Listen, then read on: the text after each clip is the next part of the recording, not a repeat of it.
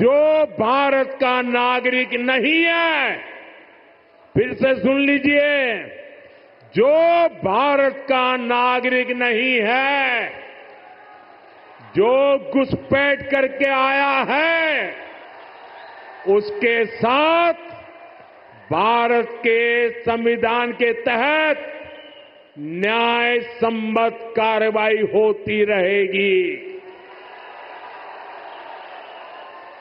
बंगाल की अस्मिता के खिलाफ होने वाली किसी भी साजिश को बीजेपी कामयाब नहीं होने देगी। ये आपको मोदी की गारंटी है।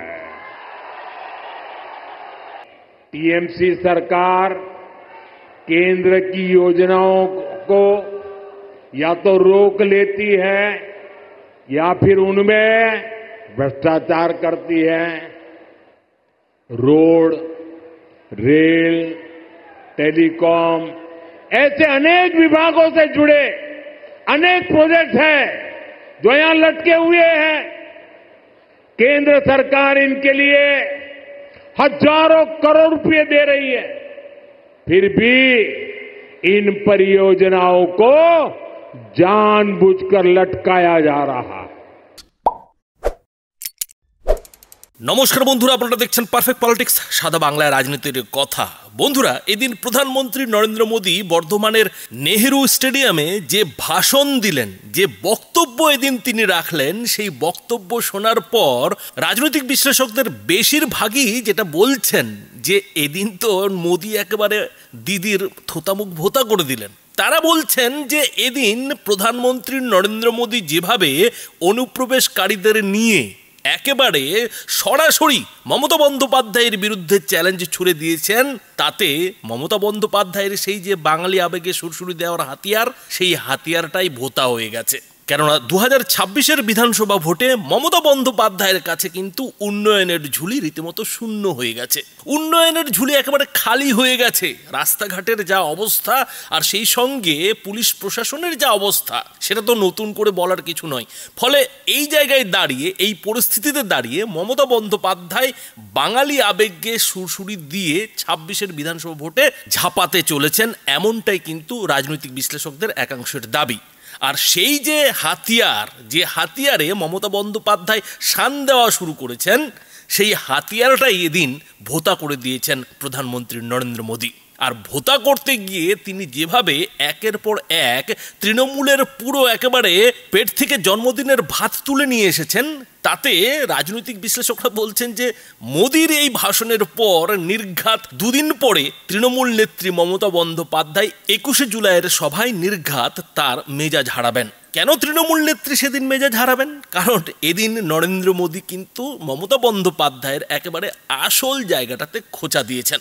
আসল ঘায়ে কিন্তু নুনটা ছড়িয়ে দিয়েছেন, নুনটা কিন্তু মাখিয়ে দিয়েছেন। আর সেই আসল জায়গাটা হচ্ছে অনুপ্রবেশকারীদের নিয়ে তৃণমূল নেত্রীর রাজনীতির খেলা। বন্ধুরা, আপনারা জানেন যে সিঁদুর অপারেশনের পর থেকেই কিন্তু কেন্দ্রের নরেন্দ্র মোদী সরকার ভারতের নাগরিক সেজে বসে থাকা অবৈধ বাংলাদেশিদের তাড়ানো শুরু করেছে, তাড়া দিতে শুরু করেছে, পুশব্যাক কিন্তু করা শুরু করেছে। আর সেইটাকেই কিন্তু মমতা বন্দ্যোপাধ্যায় রীতিমতো এবারের ভোটের জন্য লুফে নিয়েছেন।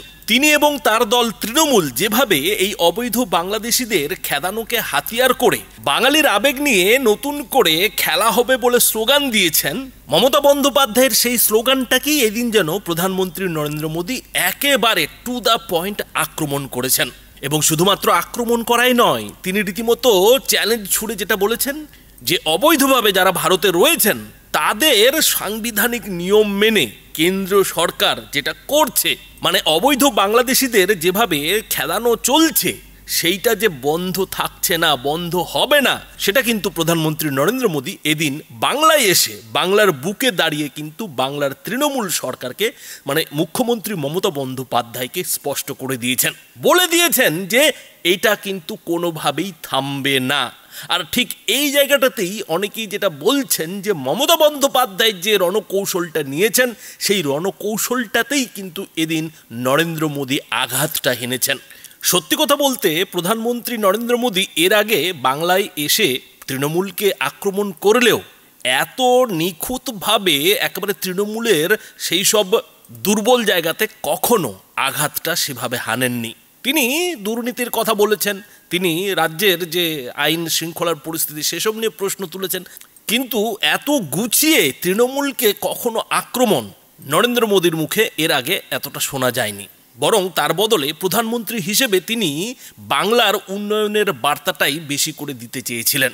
কিন্তু কোথাও যেন প্রধানমন্ত্রী নরেন্দ্র মোদী এদিন বর্ধমানে এসে তার যে সেই ভাষণের স্টাইল, সেই স্টাইলটাকে চেঞ্জ করলেন। তিনি এদিন উন্নয়নের কথা বললেন, বাংলার প্রকল্পের জন্য 5,000 কোটি টাকারও বেশি প্রকল্পের শিলান্যাস করলেন, উদ্বোধন করলেন, কিন্তু পাশাপাশি তিনি এদিন তার বক্তৃতার বেশিরভাগ সময়টাই তৃণমূলকে আক্রমণ করার জন্য বেছে নিলেন। এবং শুধুমাত্র আক্রমণ করাই নয়, তার পাশাপাশি তিনি নিদানও দিলেন, বললেন যে বাংলায় কিন্তু আরও একবার পরিবর্তনের প্রয়োজন রয়েছে, বাংলায় কিন্তু টিএমসিকে সরানোর প্রয়োজন রয়েছে, কেননা যতদিন এই টিএমসি বাংলায় থাকবে ততদিন কিন্তু বাংলার যে উন্নয়ন, সেই উন্নয়নের মাঝখানে কিন্তু একটা দেওয়াল তৈরি হয়ে থাকবে। আর এখানেই রাজনৈতিক বিশ্লেষকদের একাংশ যেটা বলছেন যে প্রধানমন্ত্রী নরেন্দ্র মোদী এদিন মমতা বন্দ্যোপাধ্যায়ের উন্নয়নের ঝুলি যে একেবারে খালি, সেটা কোথাও যেন ইঙ্গিত করে দিয়েছেন, বুঝিয়ে দিয়েছেন যে মমতা বন্দ্যোপাধ্যায়ের ঝোলাতে আর বাংলার উন্নয়নের জন্য কিছুই নেই। আর সেই কারণেই এদিন কোথাও যেন প্রধানমন্ত্রী নরেন্দ্র মোদীর ভাষণে উন্নয়নের কথা বলতে গিয়ে বারবার বাংলার শিল্পায়নের প্রসঙ্গ উঠে এসেছে।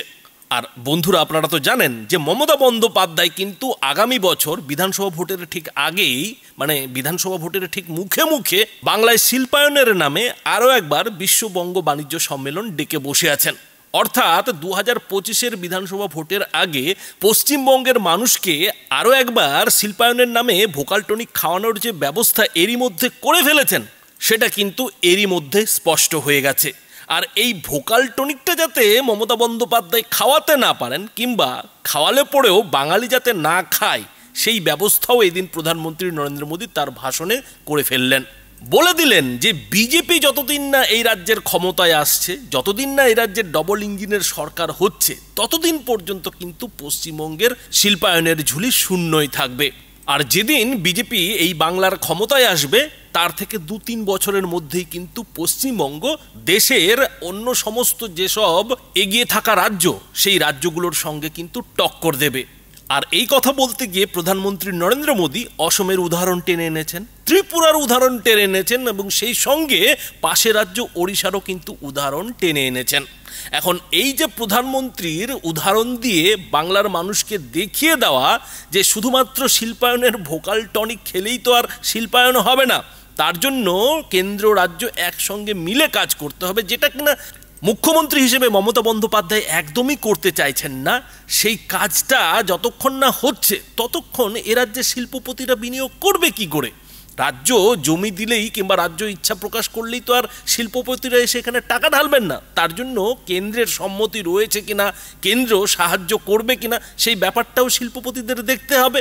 ফলে শিল্পায়ন নিয়ে মমতা বন্দ্যোপাধ্যায়ের এই যে ফের চাগিয়ে ওঠার চেষ্টা, সেটাও কোথাও যেন এদিন নরেন্দ্র মোদী একেবারে মাটি করে দিয়েছেন।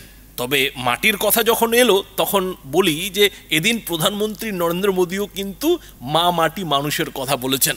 আর এই মা মাটি মানুষের কথা বলতে গিয়ে তিনি মমতা বন্দ্যোপাধ্যায়কে যেভাবে একেবারে সেই আরজি কর থেকে শুরু করে এই কসবা ল কলেজের ঘটনা নিয়ে আক্রমণ করেছেন, সেই সঙ্গে 26,000 শিক্ষক শিক্ষিকার যে নিয়োগ বাতিল, সমস্ত কিছু তুলে টেনে এনে নরেন্দ্র মোদী তার ভাষণকে রীতিমতো একেবারে তৃণমূলের জন্য রাতের ঘুম ওড়ানোর হাতিয়ার বানিয়ে ফেললেন। আর সবশেষে যে কথা না বললেই নয় যে প্রধানমন্ত্রী নরেন্দ্র মোদী কিন্তু এদিন বাংলা কিংবা বাঙালির অহমিকা কিংবা অস্মিতা নিয়ে রীতিমতো বাঙালিদের তাতিয়ে দেওয়ার চেষ্টা করেছেন, বাঙালিদের পাশে দাঁড়ানোর চেষ্টা করেছেন। তাতে রাজনৈতিক বিশ্লেষকদের একাংশ তো এটাও বলছেন যে 2021-এর বিধানসভা ভোটে তৃণমূল যে বহিরাগত স্লোগানকে সামনে রেখে বিজেপিকে রীতিমতো কোণঠাসা করে ফেলেছিল, সেই রাস্তাটাও যেন তৃণমূলের জন্য এদিন প্রধানমন্ত্রী নরেন্দ্র মোদী বন্ধ করে দিলেন। আর সেটা করতে গিয়ে এদিন প্রধানমন্ত্রী নরেন্দ্র মোদীকে তার ভাষণের মাঝে মাঝেই কিন্তু বাংলাতে কথা বলতে শোনা গেল, বাংলাতে কিন্তু স্লোগান দিতে দেখা গেল। অর্থাৎ প্রধানমন্ত্রী কিংবা কেন্দ্রীয় স্বরাষ্ট্রমন্ত্রী যে বহিরাগত নন, তারা যে এ দেশেরই মানুষ, এ দেশেরই প্রধানমন্ত্রী কিংবা স্বরাষ্ট্রমন্ত্রী, এই ভাবনাটা বাঙালি যাতে বুঝতে পারে সেই ব্যবস্থাও কিন্তু এদিন প্রধানমন্ত্রী নরেন্দ্র মোদী তার ভাষণে করলেন। এখন প্রধানমন্ত্রী নরেন্দ্র মোদীর এই ভাষণ বাঙালি কতটা বুঝবে সেটা বাঙালির উপর নির্ভর করছে, কিন্তু একটা জিনিস বলা যায় যে এদিন প্রধানমন্ত্রী নরেন্দ্র মোদীর ভাষণ তৃণমূলের পিঠের চামড়া কিন্তু রীতিমতো ছাড়িয়ে দিয়েছে, তৃণমূলের গায়ে কিন্তু রীতিমতো জ্বালা ধরিয়ে দিয়েছে, এবং এই নিয়ে তৃণমূলের তরফ থেকে এরই মধ্যে কিন্তু নানান প্রতিক্রিয়া আসতে শুরু করেছে। কিন্তু সেই সব প্রতিক্রিয়া কি আদৌ প্রধানমন্ত্রী নরেন্দ্র মোদীর সেই ভাষণকে মিথ্যা প্রমাণিত করতে পারবে? কেননা প্রধানমন্ত্রী নরেন্দ্র মোদী এদিন তার ভাষণে যেসব কথা বলেছেন সেসব তো এ রাজ্যে সত্যি সত্যিই ঘটছে। ফলে এই যে প্রধানমন্ত্রী নরেন্দ্র মোদীর এদিনের ভাষণ, এদিনের সফর, সেই সফরকে রাজনৈতিক বিশ্লেষকরা কিন্তু একটা সফল সফর হিসেবে ধরছেন। আর যেভাবে প্রধানমন্ত্রী নরেন্দ্র মোদী একেবারে তৃণমূলের 21শে জুলাইয়ের ঠিক সভার আগে এই রাজ্যে এসে বিজেপির কর্মী সমর্থকদের তাতিয়ে দিলেন, তাতে অনেকেই যেটা বলছেন যে 21শে জুলাইয়ের দিনে শাসক দল তৃণমূল আর বিরোধী দল বিজেপির খেলাটা কিন্তু ভালোই জমবে। একদিকে কলকাতায় তৃণমূলের 21শে জুলাইয়ের সভা, শহীদ দিবস বলে কথা, অন্যদিকে বিজেপির আবার সেই উত্তরবঙ্গে উত্তরকন্যা অভিযান।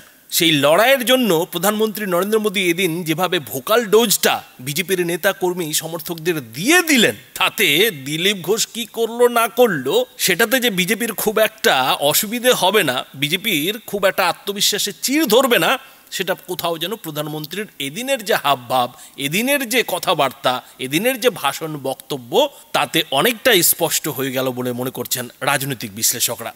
তবে বন্ধুরা, এই যে প্রধানমন্ত্রী নরেন্দ্র মোদীর ভাষণ, সেই ভাষণটা নিশ্চয়ই এর আগের ভিডিওতে আপনারা দেখেছেন কিংবা শুনেছেন। তো সেই নিয়ে আপনাদের কি মতামত? আপনাদের মতামত অবশ্যই এই ভিডিওটির নিচে কমেন্ট বক্সে লিখে জানাবেন। ধন্যবাদ।